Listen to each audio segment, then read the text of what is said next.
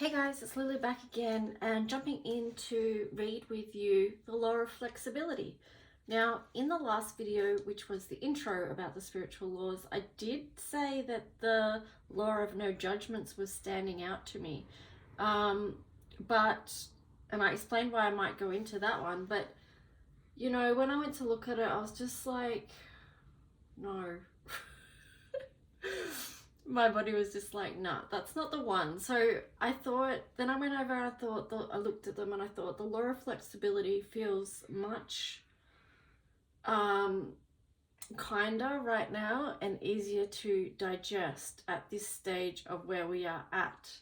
There's multiple reasons for that. But I feel like one of them is that when we are going through such challenges already, that we need to kind of be able to be flexible and just move with our own needs for the moment. So, we have to, in these times be able to adapt and to be flexible and, to be able to shift quite quickly with the changing whatever's changing. So one day our energy can be a particular way and the next day it could be something completely different. Multiple reasons for that as well. So flexibility allows a bit of room to move. It allows time to be kind and nurturing to ourselves, which is this beautiful coral nurturing energy, which is in the color mirror system. This is represents the planet Jupiter. So in that way, it's expansive and it supports our personal growth. So the law of flexibility avails us for more than either passivity or resistance by actively using whatever arises. Embracing even the most painful circumstances, we deal with our difficulties more effectively. Wow, cool. Yeah, that's kind of links in with what I was just saying. As we begin to see them as a form of spiritual training, always fall in with what you are asked to accept. Fall in with it and turn it your way, Robin Frost. So I guess with that, sometimes a element of acceptance comes in as well. Accepting where we are in the moment also supports freedom of movement. So flexibility involves a pragmatic acceptance of, rather than rigid resistance toward, the present moment. Acceptance of ourselves, others, and current circumstances. This does not in any way imply passive tolerance for what we don't like, nor does it mean ignoring injustice or allowing ourselves to be victimized. Flexibility requires an alert and expansive state of awareness. It entails not just going with the flow, but embracing and making constructive use of it. Mastering this law, we turn stumbling blocks into stepping stones and problems into opportunities. When high winds blow, we don't just accept or tolerate these winds, we put up windmills. The law of flexibility may appear unrealistic and idealistic at first, bringing up a variety of questions such as, what if we're attacked on the street or a tragedy happens to a loved one? How do we embrace that? Such questions are fair and important, but the answer comes down to this. Great pleasures and great pain and injustice exist in this world. When something painful happens to a group of people, some of these people mentally revisit this experience in total shock, denial, and fear. They suffer the worst. Like the tree with rigid branches that break in the wind. Others in the group of people have developed the ability to bend, to accept and experience the situation fully, while keeping in touch. Others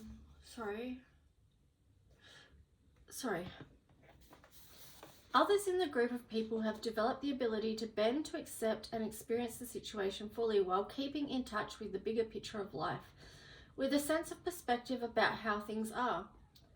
They accept their emotions and express them fully, but like the branch that bends, they do not break, but snap back. With mental rigidity or resistance, they can respond in the most effective, creative way. In flexibility lies great strength. With flexibility, we learn to treat sun and rain, heat and cold as equals. We experience life as less painful, less of a struggle, by responding rather than resisting. We treat pain as a test and make the best use of it we can, if only to learn. I once saw a humorous bumper sticker that exemplified the law of flexibility. It read, "If you don't like the way I drive, get off the sidewalk." If someone is driving right towards us on the sidewalk of life, instead of thinking they shouldn't be doing this, it isn't fair, it isn't right, while the car careens towards us, we can apply the law of flexibility and simply jump out of the way, grateful for the chance to test our reflexes. The martial arts of Aikido and Tai Chi, which reflect and embody the law of flexibility, are founded upon non-resistance. When pushed, pull, when pulled, push, and when a force comes towards you, get out of the way. Everything serves our highest good if we make good use of it. When we view life from only a personal viewpoint of conventional minds, we certainly won't always feel grateful for some events, such as financial setbacks or catching the flu. This law, however, reminds us to expand our vision beyond ourselves, to see the bigger picture so we can better appreciate that every circumstance, whether it appears to be positive or negative to us at the time, serves an opportunity to strengthen our spirit. Stress happens whenever the mind resists what arises in life, whether situations, people, or emotions. Phrases like "I'd rather be" or "they should or shouldn't be" reflect our resistance to what is. So that kind of saying there links into the law of judgment as well. By seeing everything we meet as a potential lesson that may in the long run make us stronger, wiser, or more whole, we get past expectations or judgments about what is and embrace life. Life may not always be fair from the viewpoint of the limited mind, but from a much larger perspective, spiritual laws still hold true. Flexibility involves developing the attitude, okay, here's where I am and who I am. I'll do the best I can with the situation. Just as opportunities also contain problems, every problem brings an opportunity. The Serenity Prayer used by AA and other 12-step programs reflects the law of flexibility. God, grant me the serenity to accept the things I cannot change, the courage to change the things I can, and the wisdom to know the difference. Flexibility enables us to enjoy situations that might have once troubled us, such as changes in fortunes or the ending of relationships. Sometimes flexibility means staying aware of both sides of issues or events, but focusing on the more positive side of any difficulty. For example, as painful as the breakup of a relationship may be, it opens the space for new opportunity and new love. Cats are masters of the law of flexibility.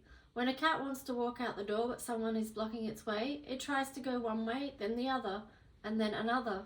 It is persistent, but it also knows when to sit back, relax, and wait for another opportunity. Like cats, we don't have to waste energy resisting or fretting over circumstances we can't avoid. Flexibility means total and unconditional acceptance of who we are, whom we're with, and what we are doing in this moment, even as we learn and grow and effectively handle what's in front of us. This may require a shift in attitude, not necessarily a shift in behavior. If we catch ourselves criticizing others or calling them names, it also means accepting and forgiving ourselves on the spot for our mistakes. Flexibility means staying adaptable, like water. We take the shape of our container, the present moment. We open to life at whatever level we can.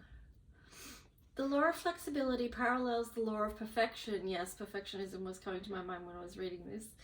But with slightly different emphasis on purpose. By practicing the law of flexibility, we stay open to experiencing rather than avoiding the highs and lows. We live more fully. We can apply flexibility to our work, our relationships, or any other aspect of everyday life. Free of resistance, we learn the art of unreasonable happiness. Master this law and we've mastered them all. The following exercises can help you achieve alignment with the law of flexibility through direct experience and application. So, experiencing flexibility, this partner exercise gives a physical experience of acceptance as it applies to the highest martial arts as well as any situation in daily life. So 1, stand naturally with your feet shoulder width apart and hold one arm out in front of you. Have your partner take your wrist or forearm and smoothly pull you forward as if he or she wanted you to go somewhere.